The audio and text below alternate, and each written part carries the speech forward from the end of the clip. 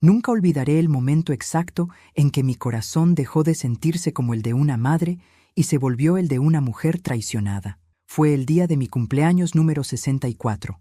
Todo parecía en orden. La mesa bien puesta, el pastel en el centro con una vela dorada y mi familia fingiendo que todavía existía algo parecido al amor. Mi hija, Laura, había organizado la reunión. Decía que quería hacerme sentir especial, pero su voz sonaba como quien cumple con un deber. El comedor estaba lleno de luces cálidas y de falsos cumplidos. Mi yerno, Mauricio, no se separaba del celular. Mi nieto, Iván, jugaba con su cochecito de juguete sin prestar atención a nadie. Y Laura, mi propia hija, caminaba por la casa dando órdenes como si fuera la dueña de todo.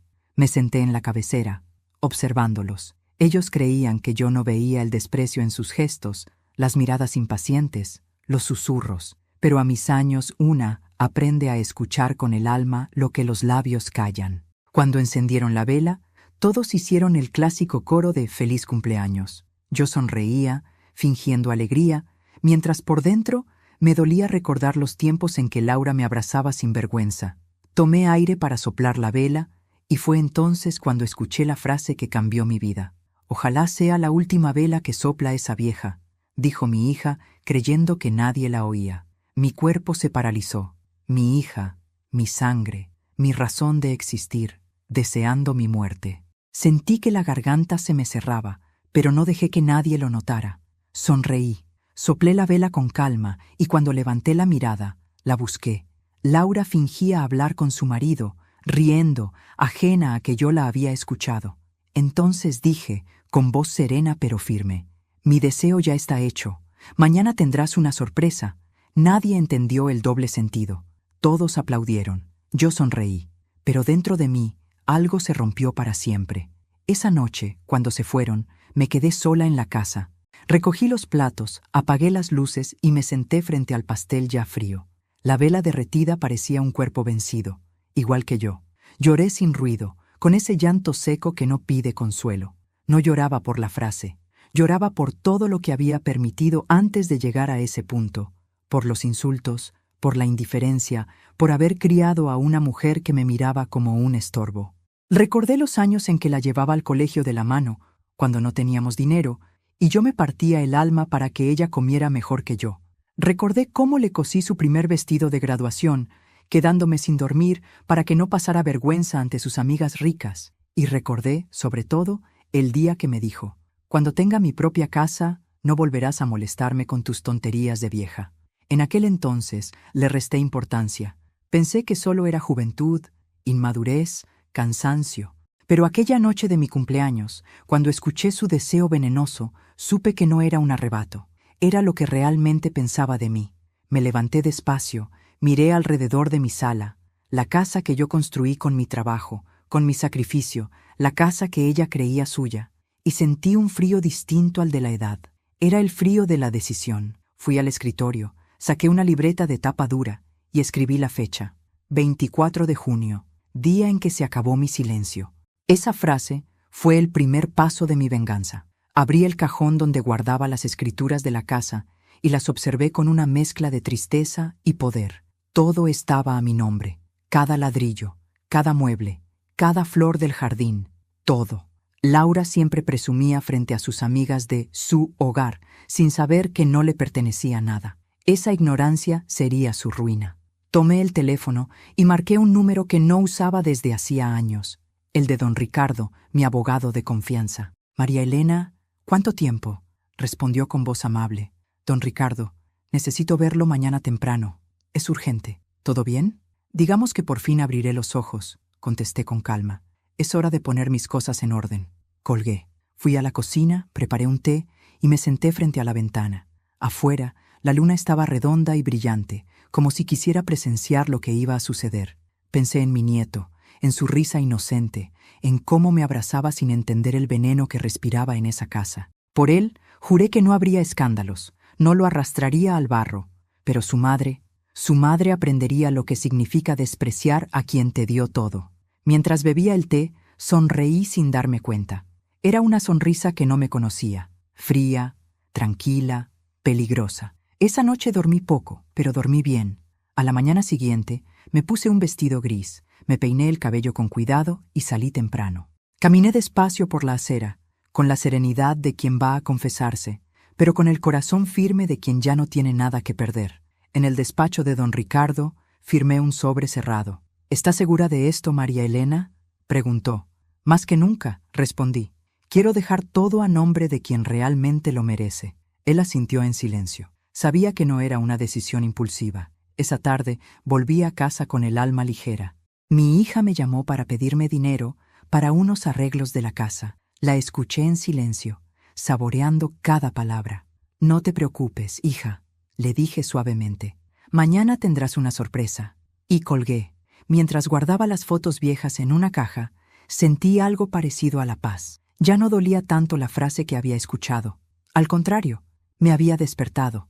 Después de toda una vida dándolo todo, por fin había decidido darme a mí misma el derecho a ver caer las máscaras. Pero antes de continuar, quiero hacerte una invitación muy especial. Suscríbete al canal y deja tu me gusta. Esto me ayuda a ver que me apoyas y disfrutas de mis historias. Y cuéntame en los comentarios desde qué ciudad nos estás viendo.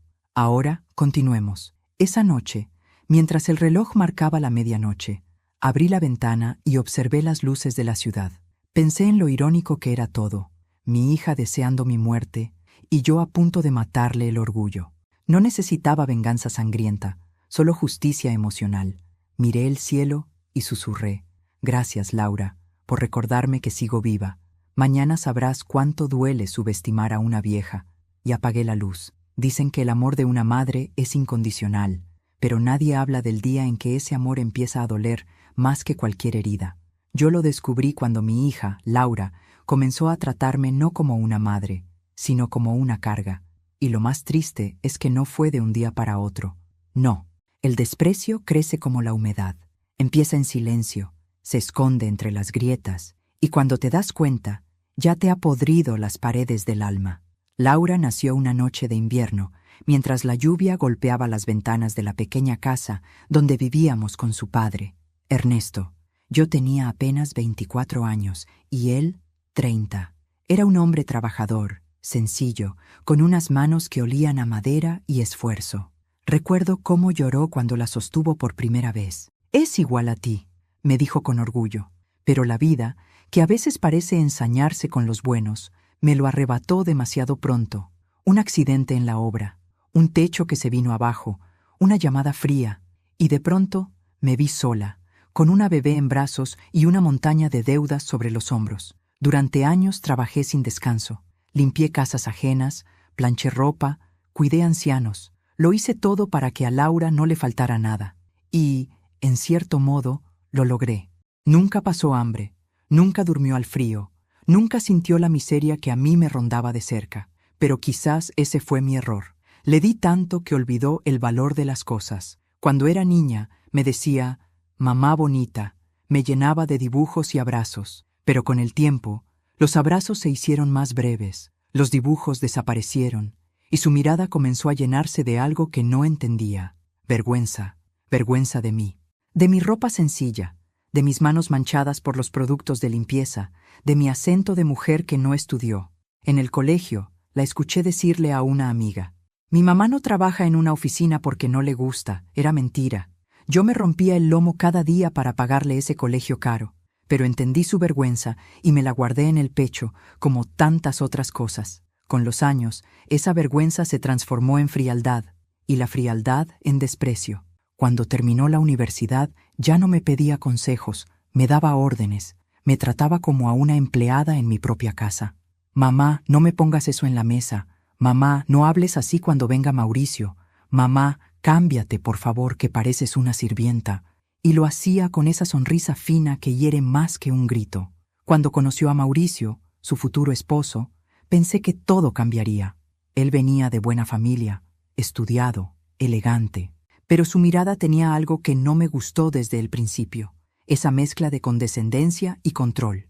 El tipo de hombre que te da la mano mientras te mide para saber cuán útil puedes serle.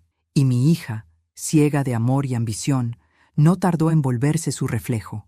El día que me dijo que se casarían, lloré, no de emoción, sino de miedo. porque supe que ese hombre terminaría de convertirla en lo que más temía, una mujer vacía, pendiente de las apariencias, incapaz de sentir gratitud. Y así fue. Después de la boda, Laura empezó a cambiar de verdad. Me veía solo cuando necesitaba algo: dinero, ayuda con el niño, o alguien que cocinara cuando tenía invitados. «Mamá, tú cocinas mejor que nadie. Ven y nos haces el favor», me decía. Pero una vez allí, me dejaba en la cocina, mientras ella se reía con sus amigos en el salón, presentándome como la abuela María, sin decir que era su madre. Recuerdo una noche en particular. Habían invitado a unos socios de Mauricio. Yo había preparado toda la cena. Cuando entré con la bandeja del postre, escuché que uno de ellos preguntaba: «¿Quién le enseñó a cocinar así?». Y Laura, riendo, respondió: «Una señora que nos ayudaba antes».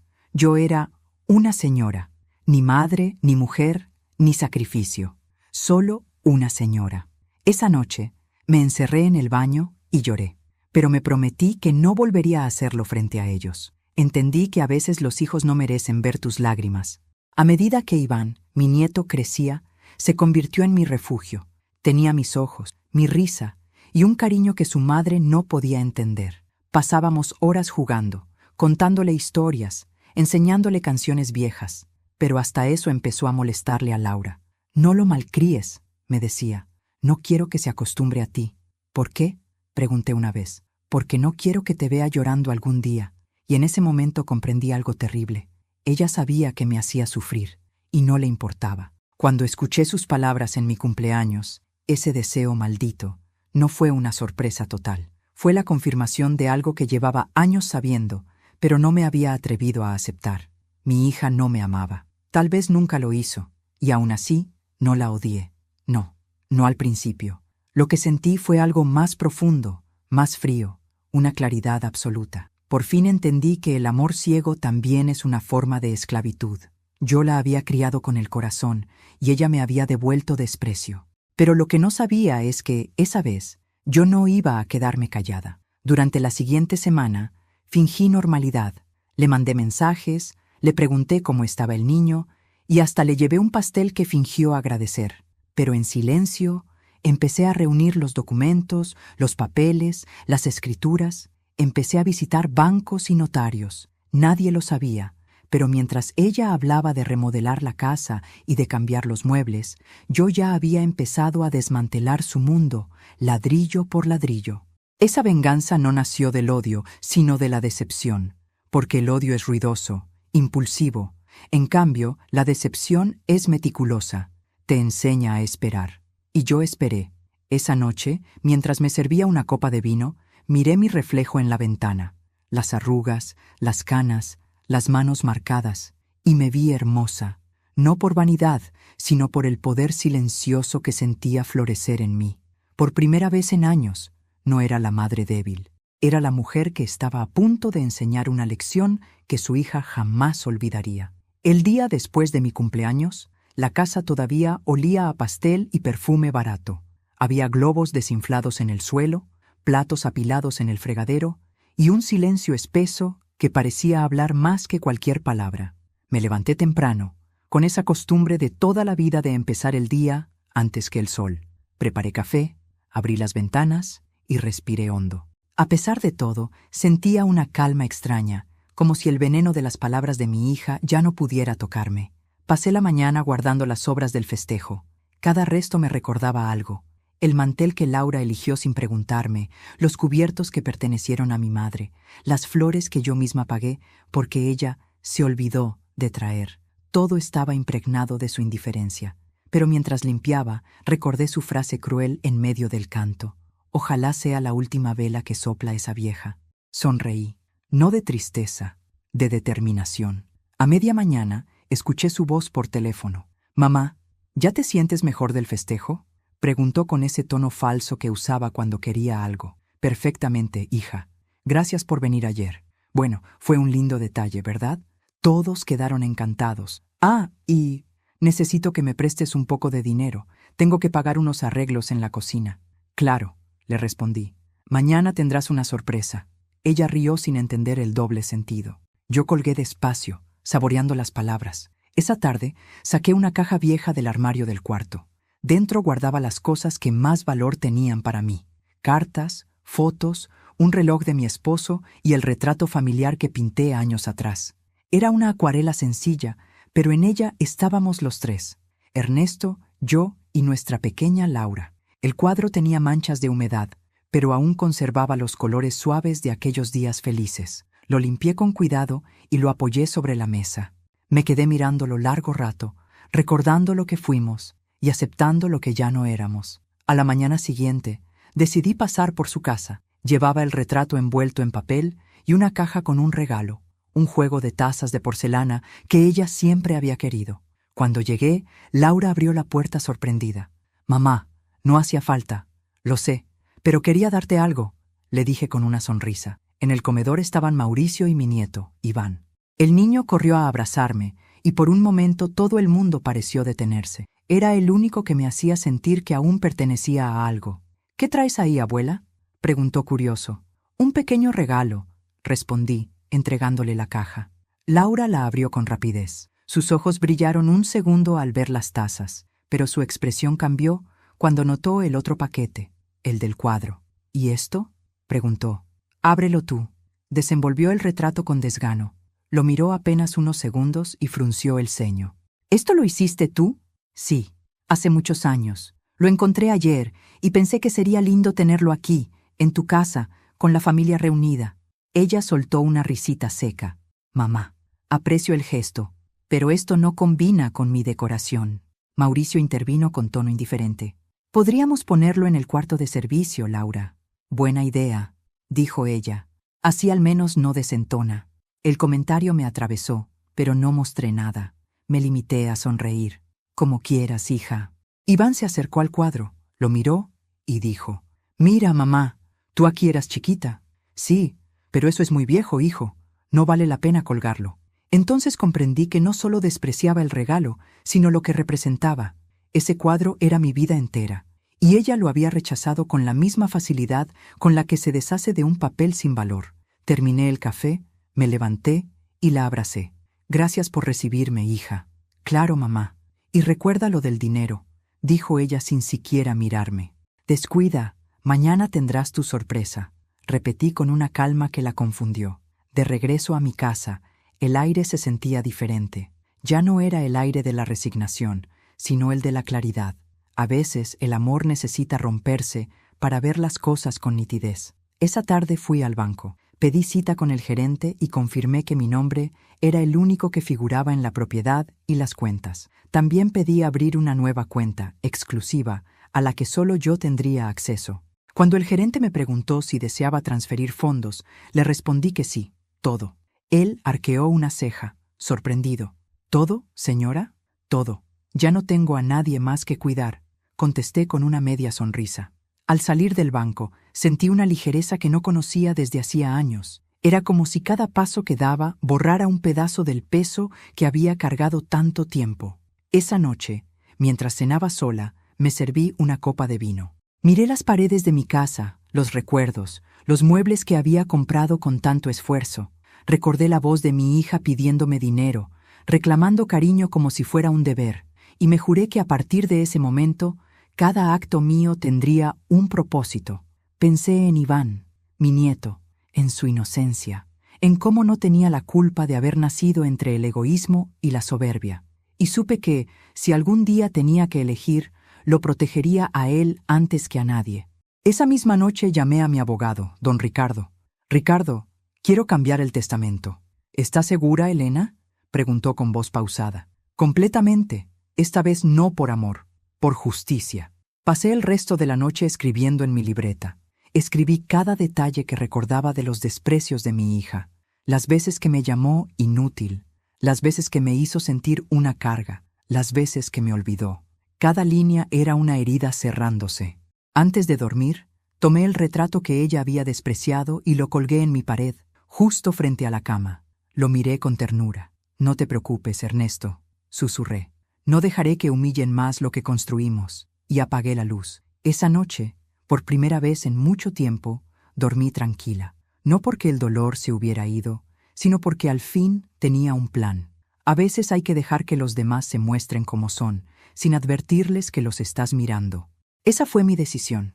Ya no discutir, ya no justificarme, solo observar. Quería saber hasta dónde llegaría mi hija, si yo, su madre, me volvía vulnerable. Y lo que descubrí en los días siguientes fue peor de lo que imaginé. Pasaron unas semanas desde mi cumpleaños. Laura me llamaba solo para pedirme dinero o favores, pero ya no me afectaba. Había aprendido a no sentir. Sin embargo, necesitaba algo más que sospechas. Quería ver su verdadera cara sin el maquillaje de las apariencias. Y para eso, ideé una prueba sencilla. Fingiría estar enferma.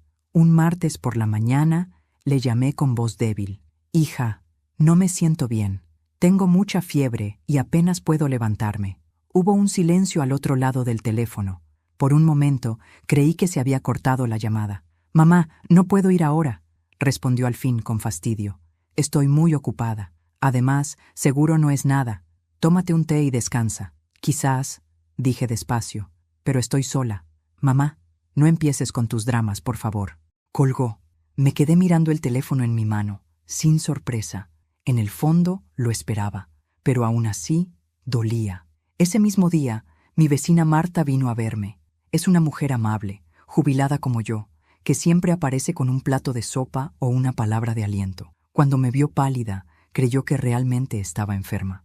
«Elena, por Dios, ¿quieres que te acompañe al médico?» «No, Marta, estoy bien. Solo necesito un poco de reposo», mentí. Ella se quedó conmigo toda la tarde, hablándome de su nieta y de su jardín. Mientras tanto, mi teléfono permanecía en silencio. Ningún mensaje, ninguna llamada, ni de Laura ni de mi nieto. Esa noche, el silencio de la casa me pesó como nunca. Recordé cuando Laura era pequeña y yo me desvelaba cuidándola por una simple fiebre. Cómo le hacía sopas, cómo dormía sentada junto a su cama para asegurarme de que respirara bien. Ahora era yo quien necesitaba un poco de eso, y lo único que recibía era indiferencia. Al tercer día, mi supuesto malestar empeoró, no porque estuviera enferma, sino porque el alma también se agota de fingir. Llamé nuevamente. «Laura, me siento peor. Quizás deba ir al hospital». Ella suspiró al teléfono. «Mamá, no exageres. Si te sientes tan mal, pide un taxi o que alguien te acompañe. Yo no puedo dejar el trabajo por un resfriado». «Entiendo», respondí. «No te preocupes, hija. Descansa tú también».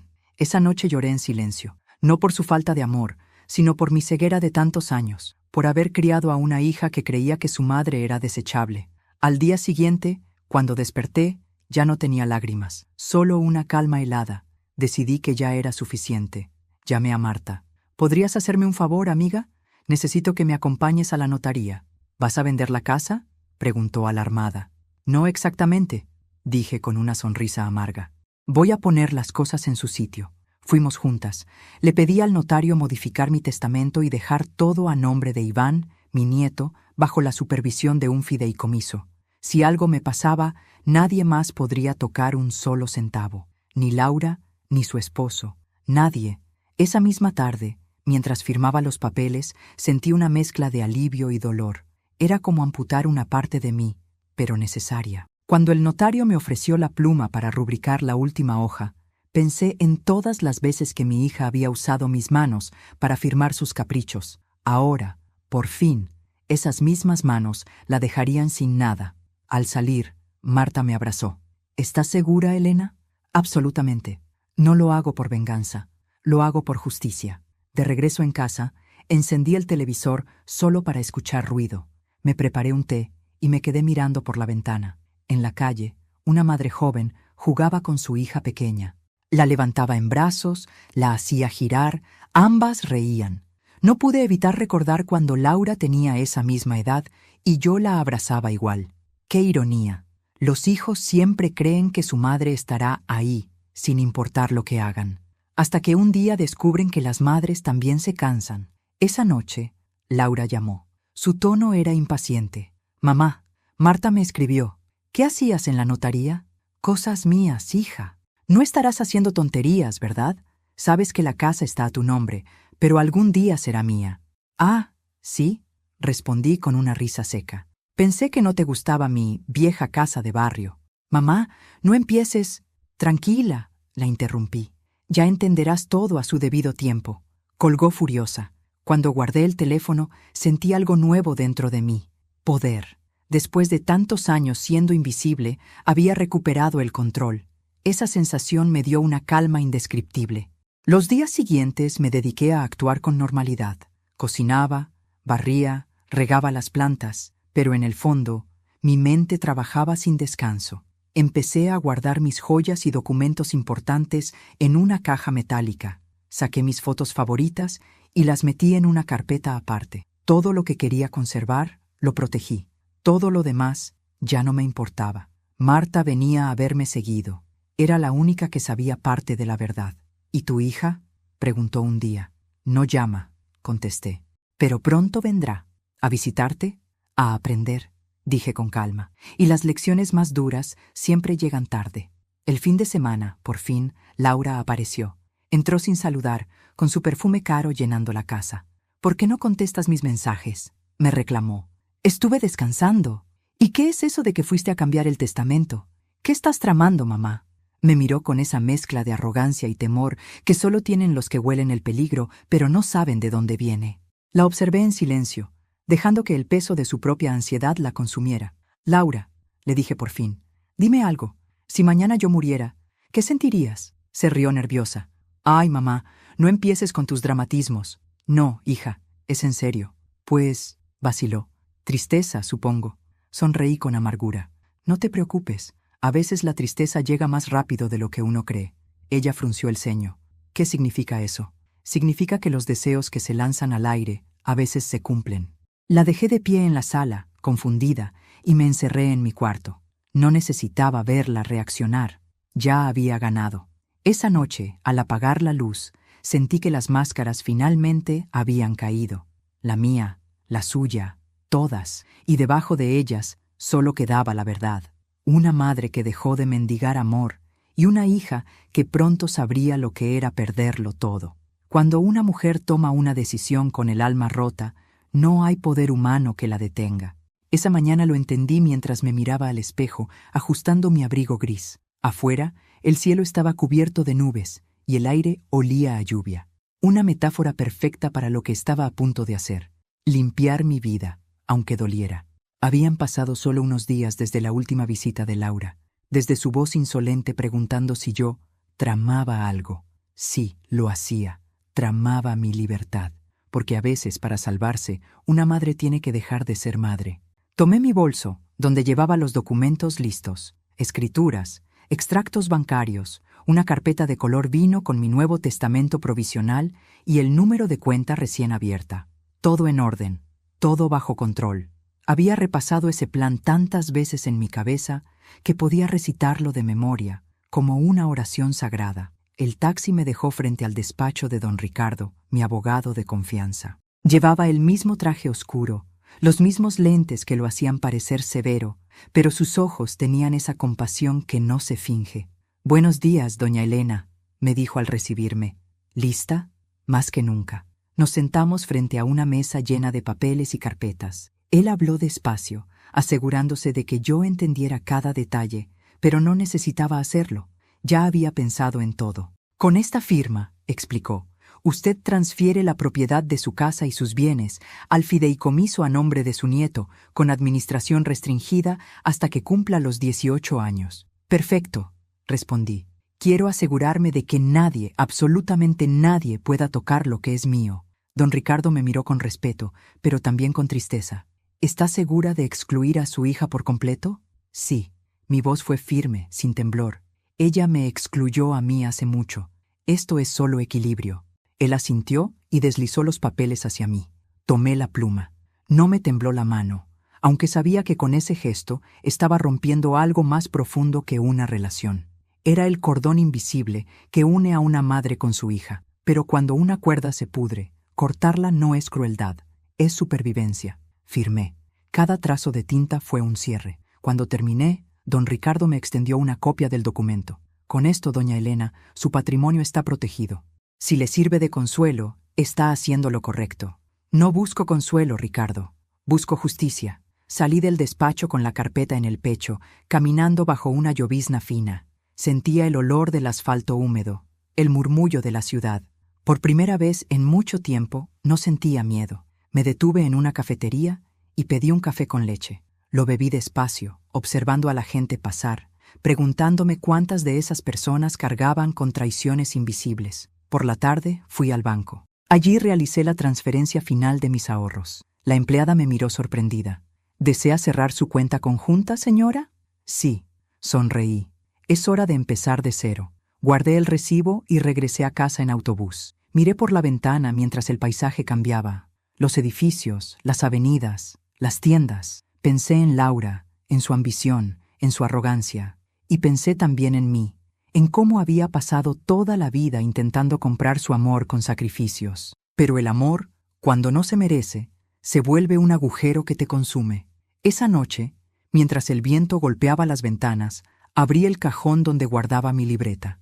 En la primera página, donde había escrito «Día en que se acabó mi silencio», añadí una nueva línea. «Día en que volví a ser dueña de mi destino». Cerré la libreta con fuerza. Me serví una copa de vino y brindé sola, mirando las luces de la ciudad. No por venganza, sino por mi renacimiento. Pasaron 2 días antes de que Laura apareciera. Llegó sin avisar, como siempre. Entró con su perfume caro y su sonrisa falsa. «Mamá, tenemos que hablar». «Por supuesto, hija», dije con calma, sentándome en el sillón. «Te escucho». Se sentó frente a mí, cruzando las piernas. «He estado pensando», empezó. «Quizás podrías poner la casa a mi nombre ya. Así todo estaría más ordenado si algún día, tú sabes, pasa algo». «¿Pasa algo?», pregunté, fingiendo ingenuidad. «Bueno, mamá, tienes una edad. No quiero que los papeles se enreden. Es mejor prevenir, ¿no?». Su descaro era tan grande que tuve que contener una risa. La observé detenidamente. Su cabello perfectamente alisado, las uñas rojas, el gesto ensayado. Cuánto esfuerzo por parecer fuerte cuando en realidad dependía de mí. «Tienes razón», le respondí. «Prevenir es sabio». Sus ojos brillaron, creyendo que había ganado. «Entonces mañana podríamos ir al notario». «No será necesario». Ya fui. El silencio cayó como una piedra. «¿Cómo que ya fuiste?», preguntó con un hilo de voz. «Tranquila, Laura. Hice lo correcto. Dejé todo en buenas manos. La vi palidecer». «¿Qué hiciste, mamá?». «Asegurarme de que mis cosas estén donde deben estar, en manos de quien realmente me ama». «No puedes hacer eso», gritó levantándose. «Esa casa es mía. Yo la decoré, yo la mantengo». «¿Tú?», reí sin humor. «Yo la construí, con mis manos, con mis lágrimas, con mi juventud. Tú solo viviste en ella». Se quedó de pie, temblando. «Esto no puede ser legal». «Lo es». Levanté la carpeta y la puse sobre la mesa. «Puedes leerlo, si quieres». No se atrevió a tocarla. Me miró con una mezcla de furia y miedo. «Eres cruel». «No, solo me cansé de ser tu víctima». Dio un paso atrás, con los ojos llenos de odio. «Te vas a quedar sola, mamá. Nadie te va a querer después de esto». «Tal vez», dije, tomando mi taza de té, «pero al menos dormiré en paz». Salió dando un portazo. Las paredes vibraron, pero yo no. Minutos después, el teléfono sonó. Era don Ricardo. «¿Todo bien?». «Sí, Ricardo. Todo según lo planeado». «Entonces ya está hecho». «No», dije mirando la puerta cerrada. «Aún falta verla caer». Esa noche, la lluvia arreció. Me senté junto a la ventana, viendo los relámpagos iluminar la calle. Cada trueno sonaba como una advertencia del destino. Pero no tenía miedo, porque cuando una madre deja de amar con los ojos cerrados, el mundo tiembla, pero ella no. Apoyé la frente contra el cristal y murmuré: «Que se preparen. Las máscaras ya cayeron, y ahora viene la verdad». El silencio después de la tormenta puede ser más peligroso que la propia lluvia. Durante 3 días no supe nada de Laura. Ni llamadas, ni mensajes, ni golpes de puerta. La casa, que antes me parecía un refugio, se volvió un santuario. Cada rincón respiraba paz. Cada ruido me recordaba que, por fin, ya no vivía pendiente de su voz. Sin embargo, sabía que ese silencio no era calma. Era el preludio del huracán. Mi hija no era de las que se resignaban fácilmente. Tarde o temprano, volvería. Y cuando lo hiciera, ya no encontraría a la mujer dócil que solía manipular. El 4.º día, al caer la tarde, oí el sonido inconfundible de su coche. No me sobresalté. Seguí preparando la cena, cortando las verduras con la precisión de quien prepara un ritual. Marta, que me visitaba a menudo, estaba conmigo esa noche. ¿Esperas visita?, preguntó. Sí, el pasado viene a cenar. Marta me miró en silencio, entendiendo sin preguntar. La puerta se abrió sin tocar. Mamá, dijo Laura, entrando con paso decidido. Tenemos que hablar. Por supuesto, respondí sirviendo el té. Llega justo a tiempo. Se quedó de pie frente a la mesa, mirándome con frialdad. Quiero saber qué demonios hiciste. Fui al banco. Me dijeron que moviste todo a una cuenta nueva. Sí, hija. Me pareció lo correcto. ¿Lo correcto? ¿Dejar a tu propia familia sin nada? ¿A tu nieto? ¿A mí? Sonreí con calma. A tu hijo no lo he dejado sin nada. Al contrario, todo es para él. Lo que ya no habrá más es intermediarios. Su rostro se contrajo. ¿Un fideicomiso? ¿Eso fue idea del viejo abogado? Siempre te llenó la cabeza con tonterías. No, Laura, respondí despacio. Fue idea mía. La mujer que criaste con desprecio decidió pensar por sí misma. Laura golpeó la mesa con la mano abierta. No puedes hacerme esto. Ya lo hice. La tensión llenó la habitación como humo espeso. Marta, incómoda, intentó levantarse. No, Marta, dije sin apartar la vista de mi hija. Quédate. Es mejor que haya testigos. Laura me observó con rabia, como si no reconociera a la persona frente a ella. ¿Qué te pasó, mamá? Antes eras buena, comprensiva, callada. Antes eras ciega, hija. Ahora veo. Se echó a reír, una risa amarga y cruel. ¿Crees que vas a vivir tranquila sabiendo que me dejaste sin nada? Eres una vieja egoísta. Todo lo que tienes te lo dimos nosotros. ¿Ustedes?, pregunté, fingiendo sorpresa. ¿El dinero que me robaste cuando me ayudabas con las cuentas? ¿O el amor que me quitaste con cada palabra cruel? Laura palideció. No sabes de lo que hablas. Sí lo sé. Tengo los extractos. Los revisé con mi abogado. Cada transferencia, cada gasto innecesario, cada mentira. Lo sé todo. Su expresión cambió por completo. El orgullo se quebró en segundos. ¿Estuviste espiándome? No, Laura. Estuve despertando. Marta bajó la mirada, pero su silencio era más elocuente que cualquier palabra. Laura se dejó caer en una silla, con las manos temblando. No puedes hacerme esto, repitió, más para sí que para mí. Puedo y debo, dije con firmeza. A veces, el amor se demuestra deteniendo el daño. Por un instante, el silencio fue tan profundo que se escuchó el tic-tac del reloj de pared. Luego, Laura levantó la cabeza y me miró con odio. ¿Sabes qué, mamá? Cuando te enfermes de verdad, no esperes que nadie venga a cuidarte. Lo sé, contesté con serenidad. Pero, a diferencia de ti, yo sí tengo conciencia. No me quedaré sola. Tengo amigos, tengo a Marta, tengo paz. Tú, en cambio, solo tienes tu ambición. Se levantó de golpe, volteando una silla. No he terminado contigo. Yo sí contigo. Le mostré un sobre sellado que tenía sobre la mesa. ¿Sabes qué es esto? Una copia notariada de todos los movimientos bancarios que hiciste en mi nombre. Si alguna vez intentas tocar un centavo mío, este sobre irá directo a la fiscalía. Laura me miró como si no reconociera a la mujer frente a ella. En su mirada había miedo, el tipo de miedo que siente quien por primera vez se enfrenta a la consecuencia de sus actos. Eres peor de lo que pensaba, murmuró con voz quebrada. Y tú, hija mía, eres justo lo que me hiciste ser. Dio media vuelta y salió sin despedirse. La puerta se cerró con un golpe seco que resonó en todo el pasillo. Marta suspiró. Elena, eso fue necesario, dije recogiendo la silla. Ella creyó que mi silencio era debilidad. No sabía que era estrategia. Nos quedamos un rato en silencio. Luego, Marta tomó mis manos. Estoy orgullosa de ti. No estés, le dije con una media sonrisa. Lo que hice no fue valentía, fue justicia tardía. Esa noche, después de que Marta se fue, me senté sola frente al retrato que tenía colgado en la pared.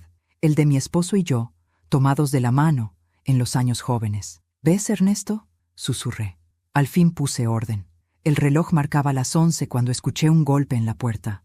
Pensé que era Marta, que habría olvidado algo, pero al abrir, encontré a mi nieto. Iván estaba con los ojos enrojecidos. Abuela, mamá está llorando en el auto. Dice que la odias. ¿Es verdad? Me arrodillé frente a él. No, mi amor, no la odio, pero a veces, para que la gente aprenda, hay que ponerles límites. ¿Y eso duele? Mucho, admití, acariciándole la mejilla, pero es la única forma de sanar. Él me abrazó con fuerza, y mientras lo tenía entre los brazos, supe que todo valía la pena, que aunque mi hija no entendiera mi decisión, tal vez un día Iván sí lo haría. Cuando lo vi alejarse hacia el auto, supe que esa noche cambiaría algo más que un vínculo. Había sellado el destino de ambas, porque cuando una madre cierra la puerta al abuso, el eco que queda no es venganza, sino libertad. Y al cerrar la puerta, respiré hondo. La casa, por fin, me pertenecía no solo por derecho legal, sino por paz ganada. El amor fingido es más venenoso que el odio declarado. Lo comprendí días después de aquella cena, cuando mi hija regresó a escena con una sonrisa distinta, ensayada, medida, como si de pronto hubiera recordado que la hipocresía también podía ser un arma. Habían pasado 5 días desde nuestra confrontación, 5 días en los que el teléfono no sonó, en los que mi casa respiró en silencio, en los que el aire, por fin, no olía a tensión. Pero la calma nunca dura mucho cuando se tiene una hija como Laura. Aquella tarde de domingo, mientras regaba las plantas del balcón, vi su coche detenerse frente a la casa. No venía sola. Al lado del asiento pude distinguir el rostro pequeño de mi nieto, Iván. Me quedé quieta, observando cómo bajaban.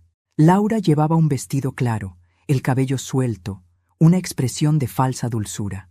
Tomaba de la mano a Iván con afecto, como si quisiera que yo viera ese cuadro de madre ejemplar. Pero en sus ojos había algo más profundo: miedo. El miedo de quien siente que el terreno que siempre controló ya no le pertenece. ¡Abuela!, gritó Iván al verme. «Mamá dice que te extrañamos». Tragué saliva. El niño corrió a abrazarme, y esa ternura inocente casi derrumba mi serenidad. Lo abracé fuerte, inhalando su olor a colonia infantil, mientras miraba por encima de su cabeza a Laura, que se acercaba lentamente. «¿Podemos pasar?», preguntó con una voz que no le conocía, suave, melosa. «Claro», respondí, abriendo la puerta. «Siempre pueden pasar». Entró, mirando todo con disimulo. Sus ojos se detuvieron en el retrato de mi esposo, en los papeles ordenados sobre la mesa, en las flores frescas que Marta me había traído esa mañana. Todo en mi casa respiraba calma, y eso, lo sé, la enfurecía aún más. Nos sentamos en el salón. Iván empezó a jugar con sus carritos en la alfombra. Laura fingía una sonrisa. «Mamá, estuve pensando, las cosas se nos fueron de las manos el otro día. No quiero seguir peleando». «Yo tampoco, hija», dije con serenidad, «pero hay cosas que ya no tienen marcha atrás». Ella se inclinó hacia mí, con esa mirada de gata que aprendí a temer hace años. «Mamá, somos familia. No quiero perderte». «Ni que tú pierdas a Iván». «No perderé a Iván», dije con firmeza. «El amor no se hereda ni se compra». Laura suspiró teatralmente. «No entiendes», bajó la voz. «Estoy pasando por un momento difícil. Mauricio perdió el trabajo y tenemos deudas». Ahí estaba el verdadero motivo de su visita. El disfraz de la reconciliación se había resquebrajado en minutos. «¿Y qué esperas que haga, Laura?», pregunté despacio. «¿Que te dé el dinero que quitaste de mis cuentas hace un año?» «Eso fue un error», replicó rápido. «Yo solo quería ayudarte con tus gastos». Sonreí con amargura. «Claro, y por eso las transferencias iban a tu cuenta personal». Por un segundo, la rabia se le asomó en los ojos, pero la disimuló enseguida. «Mamá, podríamos empezar de nuevo». «Mira a Iván. ¿Quieres que crezca viendo cómo su madre y su abuela se odian?». Antes de que yo respondiera, se acercó a su hijo y lo abrazó frente a mí, fingiendo ternura. «Dile a tu abuela que la quieres», le dijo. «Te quiero, abuela», gritó Iván, con esa inocencia que partía el alma. Ella me miró con falsa dulzura. «¿Ves? Él te adora. No lo prives de su familia por un simple malentendido». Me quedé observándola unos segundos. Cada palabra, cada gesto, era un golpe disfrazado de caricia. Quería manipular mis emociones, arrastrarme otra vez a su terreno, pero ya no era la misma mujer. «Laura», dije despacio, sin apartar la mirada, «no me prives tú de mi dignidad por una simple ambición». Su rostro cambió. Ya no había sonrisa, solo una mueca de fastidio. «Entonces, ¿no vas a ayudarme? Ya te ayudé demasiadas veces. Esta vez tendrás que aprender sola». Se levantó bruscamente. «Eres una egoísta. Siempre lo fuiste. Todo para ti, tus reglas, tu manera de ver la vida. Por eso papá se escapaba contigo a escondidas, porque ni él te soportaba. El aire se volvió denso. Iván la miró asustado. Yo me quedé inmóvil, sintiendo cómo la rabia me subía como una marea, pero logré contenerla. «No hables así delante de tu hijo», le pedí con voz baja. «¿Y qué? Que vea quién eres realmente. Una vieja controladora que solo sabe manipular. Basta, Laura». «No», gritó. «No voy a callar más». Se giró hacia Iván, con lágrimas de rabia. «Hijo, vámonos. La abuela no quiere vernos nunca más». «No», intervine poniéndome de pie. «Él no tiene la culpa de tus rencores». Ella me miró con un destello de triunfo, creyendo que me estaba quebrando. «Entonces, ¿qué vas a hacer, mamá? ¿Demandarme? ¿Quitarme a mi hijo también?» Respiré hondo. «No, pero la vida lo hará». Por un instante, pareció desconcertada. Luego soltó una risa amarga. «¿Eso es una amenaza?» «No, hija, es una advertencia». Laura tomó de la mano a Iván y salió sin despedirse. El portazo resonó como una sentencia. Me quedé de pie en medio de la sala, con el corazón acelerado, no por miedo, sino por tristeza, porque en esa discusión comprendí algo que me atravesó como un cuchillo. Ya no reconocía a mi hija. Esa mujer llena de rencor, capaz de usar a su propio hijo como herramienta, no era la niña que yo había criado, y en el fondo, tal vez la culpa también era mía. Marta llegó unos minutos después. La vi salir furiosa. «¿Qué pasó?» «Lo de siempre», respondí cansada. Pero esta vez fue distinto. ¿Distinto cómo? Ya no siento rabia, solo pena. Y cuando una madre deja de sentir rabia, lo que viene después es irreversible. Marta me tomó la mano, preocupada. «¿Qué vas a hacer ahora?» «Esperar», dije. «Ella todavía cree que puede controlar todo. No sabe que ya perdió». Esa noche no dormí. Me quedé sentada en la oscuridad, pensando en Iván, en cómo ese niño inocente crecía atrapado entre la ambición de su madre y mi silencio. Y entendí que, si quería protegerlo, no bastaba con alejarme de Laura. Tenía que exponerla, mostrarle al mundo quién era realmente. La venganza, pensé, no siempre es castigo. A veces es solo la verdad, dicha en voz alta. Dicen que el silencio de una madre duele más que su grito, y Laura pronto lo descubriría. Después de aquella última visita, supe que la batalla había terminado, pero no la guerra. Ella se había llevado a Iván confundido, usándolo como escudo, como moneda de culpa. Lo que no imaginaba era que yo ya tenía un plan, uno que no necesitaba gritos, ni venganza inmediata, solo tiempo y precisión. Durante días me dediqué a observar y esperar. Marta, siempre fiel, venía por las tardes a tomar café y acompañarme. A veces hablábamos, a veces no, pero su sola presencia me recordaba que aún existían personas nobles, capaces de amar sin pedir nada a cambio. Una tarde, mientras arreglaba las plantas del balcón, la vi sonreír y decir: «Elena, la calma antes del final siempre huele así, a flores y lluvia». «Sí», respondí. «Es el olor de cuando una historia está por cerrarse». Sabía que Laura intentaría recuperar terreno. No tardó. Una semana después, recibí una invitación en el correo. «Comida familiar. Queremos reconciliarnos. Laura». No dudé en asistir. No porque creyera en su arrepentimiento, sino porque era la oportunidad perfecta para decir lo que había callado toda la vida. El domingo amaneció con un sol radiante, irónico para el tipo de día que sería. Me vestí con mi mejor ropa, no por vanidad, sino por respeto a mí misma. Tomé mi bolso, dentro del cual llevaba un sobre con documentos y una pequeña grabadora. No iba a improvisar, iba preparada. Cuando llegué, la casa de Laura estaba impecable. En el jardín había globos y una mesa larga con manteles blancos. A primera vista parecía una escena de paz, pero bastaba mirar a los ojos de mi hija para saber que era una trampa. «Mamá», dijo con falsa alegría, «qué gusto verte». «El gusto será mío si esta vez todo es sincero». Me saludó con un beso en la mejilla. Su perfume dulce casi me ahogó. Había más invitados: Mauricio, su esposo, su suegra, una mujer altiva que nunca me soportó, y algunos vecinos. Era un espectáculo, una puesta en escena para fingir que éramos una familia perfecta. Nos sentamos. Iván corrió a abrazarme, y ese gesto me dio fuerzas. Le acaricié el cabello y le susurré: «Hoy, mi amor, la verdad va a tener voz». Durante la comida, Laura hablaba y reía, fingiendo que nada había pasado, pero su risa sonaba vacía. A mitad del almuerzo, levantó la copa y dijo: Brindemos por los nuevos comienzos, porque, aunque las familias se equivoquen, el amor siempre triunfa.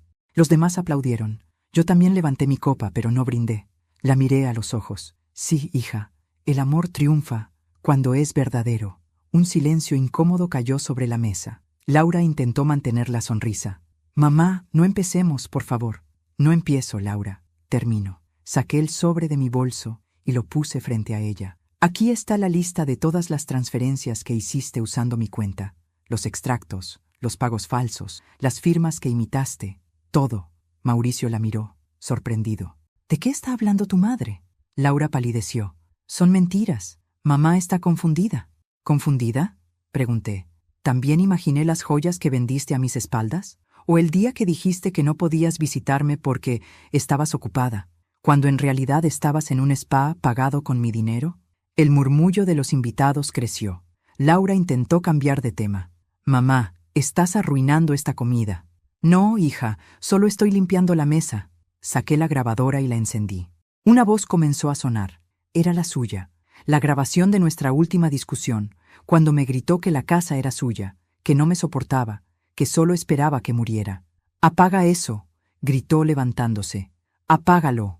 Mauricio se levantó también, furioso. «¿Eso es cierto, Laura?» Ella no respondió. «¿Ves, hija?», continué. «No necesitaba hacerte daño, solo dejarte hablar. Tus palabras bastan».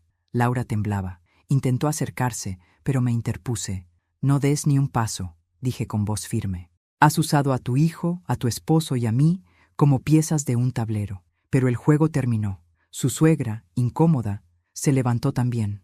«Creo que deberíamos irnos». «No, señora», le dije con serenidad. «Usted también debería escuchar lo que su nuera hizo, porque sé que fue ella quien le pidió dinero a cambio de heredarle mi casa cuando yo muriera». Los ojos de la mujer se abrieron como platos. «¿Qué?». Laura se llevó las manos a la cabeza. «Basta, mamá, por favor». «No. Tú dijiste que querías reconciliación. Pues aquí está. Reconcíliate con tus mentiras». Los murmullos se transformaron en silencio absoluto. Solo Iván lloraba, confundido. Me arrodillé junto a él. «No llores, mi amor. A veces, la verdad duele, pero es necesaria». Mauricio se acercó lentamente, la cara desencajada. «No puedo creer lo que estoy escuchando». «Créelo», dije yo, «porque todo está aquí. Y si algo más ocurre, esto irá directo a la policía». De pronto, Laura se derrumbó. Cayó de rodillas, sollozando, mientras todos la miraban sin saber qué hacer. «¿Por qué, mamá?», balbuceó entre lágrimas. «¿Por qué me haces esto?». «Porque tú lo hiciste primero», respondí con voz firme. «Me robaste, me humillaste, me trataste como si fuera invisible. Pero una madre que calla no es una madre débil. Es una madre que está esperando el momento justo para hablar». La miré por última vez. «Y este es el mío». Tomé mi bolso, acaricié la cabeza de mi nieto y caminé hacia la salida. Detrás de mí quedaron los murmullos, el llanto, la vergüenza. No necesité mirar atrás para saber que la verdad, como un eco, seguiría resonando en esa casa durante mucho tiempo. Cuando crucé la puerta, sentí el aire fresco en el rostro. El cielo, que había empezado a nublarse, dejaba filtrar una luz dorada entre las nubes. Respiré hondo. No era alegría lo que sentía, sino alivio. Marta me esperaba afuera, sentada en su coche. «¿Todo bien?», preguntó. «Todo dicho», respondí. Y mientras el auto arrancaba, me quedé mirando por la ventana. No pensé en el pasado, ni en el daño, ni siquiera en la venganza, solo en algo más simple y profundo, la libertad de una madre que, al fin, dejó de callar. Dicen que cuando un terremoto termina, lo más difícil no es el estruendo, sino el silencio que queda después. Así fue para mí. Después de aquel almuerzo, después de ver a mi hija desplomarse ante todos, el mundo pareció detenerse. Por primera vez en muchos años, no sentía miedo, pero tampoco alegría. Era una calma tan honda, tan extraña, que dolía. Esa misma noche, la noticia corrió por todo el barrio. Nadie había grabado el escándalo, pero bastaban las palabras de los presentes para que el rumor se multiplicara. La hija de doña Elena se desmoronó en su propia casa. La señora mayor la enfrentó frente a todos. ¿Qué valor tuvo después de tanto? Yo no buscaba aplausos ni venganza pública, solo verdad. Pero la verdad, cuando sale a la luz, nunca se queda quieta. Viaja, crece, deja cicatrices. Durante los días siguientes, mi teléfono no paró de sonar. Vecinos, familiares, conocidos, todos querían saber qué había pasado realmente. Yo respondía lo mismo. Nada nuevo, solo dejé de callar. Marta, que se convirtió en mi sombra, se quedaba conmigo casi todas las tardes. Me ayudaba a ordenar papeles, a organizar la casa, a recuperar el orden interno que el alma necesita después de una tormenta. ¿No te sientes culpable, Elena?, me preguntó un día, mientras acomodaba los platos del comedor. Sí, admití, pero no por lo que hice. Me siento culpable por haber esperado tanto. Esa fue la verdad más dura. Yo había permitido todo, por miedo, por costumbre, por ese amor ciego que nos enseñan a las madres. Creemos que soportar es amar, que callar es proteger, que perdonar sin límites es virtud, hasta que entendemos que, a veces, perdonar a quien no lo merece es traicionarse a una misma. El tercer día, mientras tomaba té en el balcón, vi un coche estacionar frente a mi casa. Era Mauricio. Se bajó despacio, con gesto cansado. Dudó antes de tocar el timbre. «Pasa», le dije al abrir la puerta. «Ya sé a qué vienes». Entró sin hablar. Llevaba el rostro demacrado, ojeras profundas. «Laura está mal», dijo por fin. «No come, no duerme, no habla con nadie». «Las culpas pesan», respondí con calma. «A veces el alma se indigesta antes que el cuerpo». Se sentó frente a mí. Por primera vez en años, parecía sincero. «No sabía nada, Elena. Te lo juro. Yo creí que tú exagerabas, pero cuando escuché esa grabación, bajó la mirada. No supe qué decir. Ya no tienes que decir nada, Mauricio. Solo cuidar a tu hijo. Iván pregunta por ti todos los días». «Lo sé. Y puede venir cuando quiera. Él no tiene la culpa de nada». Él asintió, con los ojos vidriosos. «Gracias. No me agradezcas. A los niños no se les castiga por los errores de los adultos». Cuando se fue, cerré la puerta despacio. Me quedé mirando la mesa del comedor. En ella todavía estaban las marcas de los platos, los rastros de aquella cena violenta. Era increíble cómo una casa podía guardar la memoria de las emociones. Al anochecer, Marta regresó con pan recién hecho. Nos sentamos a comer y a mirar la televisión. Las noticias pasaban, pero yo apenas escuchaba. Mi mente estaba en otra parte. Pensaba en Laura. La imaginaba sola, encerrada en su habitación, con las cortinas corridas. Pensaba en sus lágrimas, en su rabia. No sentía satisfacción, sentía compasión. Y eso me confundía. Esa noche, mientras me preparaba para dormir, saqué la libreta donde había anotado todo desde el comienzo. Los desprecios, las humillaciones, los días de llanto. La leí entera, página tras página. Era como recorrer una vida de heridas que ya no dolían igual. Al llegar al final, escribí una última línea. Ya no necesito venganza, solo distancia. Al día siguiente, recibí una llamada. Era Laura. Su voz sonaba temblorosa, irreconocible. «Mamá, necesito verte». «¿Por qué?», pregunté con frialdad. «Porque», sollozó, «porque no sé qué hacer». El corazón me dio un vuelco. Por un segundo, la madre dentro de mí quiso correr a abrazarla, como cuando era niña, pero me contuve. «No ahora, Laura, no todavía. A veces hay que quedarse sola para entender lo que se rompió». Colgó sin decir más. Marta me miró desde el sillón. ¿Y si realmente está arrepentida? Quizás lo esté, pero el arrepentimiento sin cambio es solo miedo disfrazado. Durante la semana siguiente, los rumores se apagaron. La gente volvió a su rutina. En el barrio ya no se hablaba de la pelea, sino de la lección. Muchos venían a contarme sus propias historias, hijos ingratos, traiciones familiares, herencias robadas. Y todos terminaban diciendo lo mismo. «Ojalá tuviera su valor, doña Elena». Yo sonreía, pero por dentro pensaba, no fue valor, fue cansancio. Una tarde, Iván vino con su padre. Llevaba un dibujo en las manos. «Mira, abuela», me dijo sonriendo, «somos tú y yo en el parque». Lo miré y no pude contener las lágrimas. Lo abracé con fuerza. «Prométeme algo, Iván». «¿Qué, abuela?» «Que nunca creas que el amor te da derecho a herir a quien te ama». Asintió con esos ojos grandes e inocentes que tanto me recordaban a su abuelo. Esa noche, cuando se fueron, me senté en la penumbra. Afuera, la lluvia caía suave. Cerré los ojos y respiré. Ya no sentía el vacío de antes, solo una paz extraña, nueva, limpia.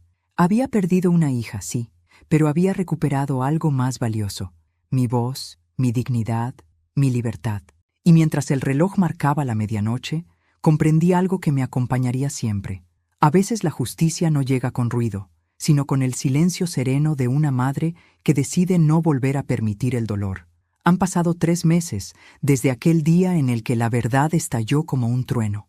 La vida, poco a poco, volvió a su ritmo, pero ya nada fue igual. El tiempo tiene una forma curiosa de curar. No borra las heridas, solo enseña a mirarlas sin dolor. Mi casa, antes llena de voces ajenas, se volvió un templo de quietud.